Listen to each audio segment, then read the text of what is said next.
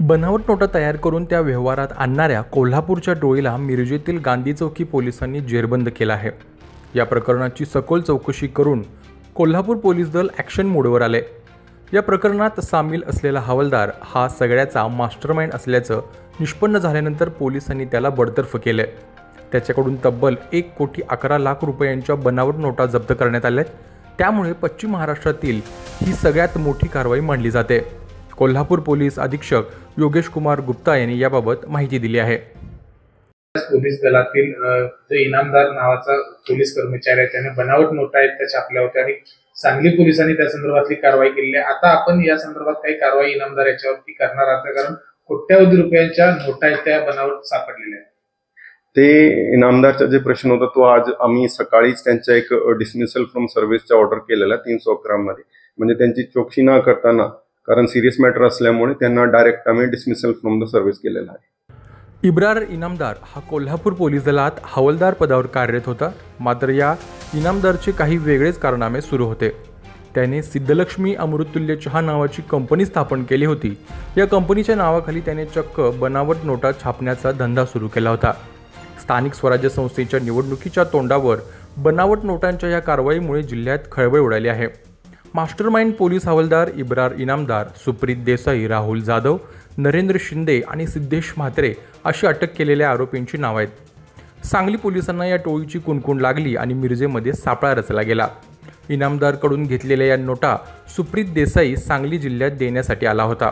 त्यावेळी सांगली पोलिसांनी 42,000 रुपयांच्या बनावट नोटांसह त्याला ताब्यात घेतले। देसाईकडे चौकशी केली असता कोल्हापूर पोलीस दलातील हवालदार इब्रार इनामदारच्या सिद्धलक्ष्मी चहा दुकानात या नोटा छापत असल्याचं समोर आले। या बनावट नोटांच्या व्यापाराचे धागेदोरेही पुढे आणखीन कुठं आहेत का याबद्दलचा तपास केला जाणार आहे। यामध्ये एकूण 99,56,300 रुपये दराच्या चलनी नोटा त्या ठिकाणी जप्त करण्यात आलेल्या आहेत। ज्या बनावट नोटा आहेत त्याचबरोबर इतर साहित्य, नोटा बनवण्याचं जे साहित्य आहे आणि एक विना नंबर प्लेटची इनोवा गाडी ही सुद्धा जप्त करण्यात आलेली आहे। असे मिळून हा एकंदरीत 1,11,06,900 रुपयांचा मुद्देमाल पोलिसांनी जप्त केलेला आहे।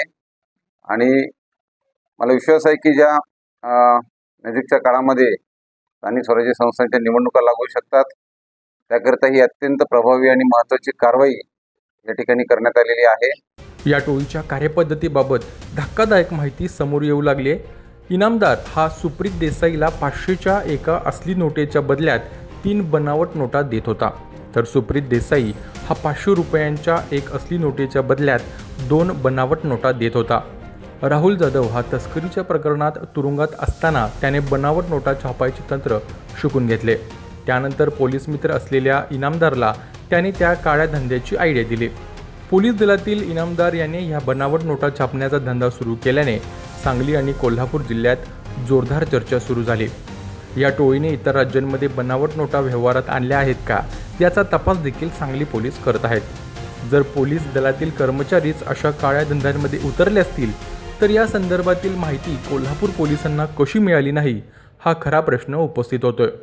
पोलीस दलाने या प्रकरणात पारदर्शकता दाखवून तपास पूर्ण करण्याचे आश्वासन दिले आहे। अशाच ताज्या अपडेटसाठी महासत्ता न्यूजला सबस्क्राइब करा।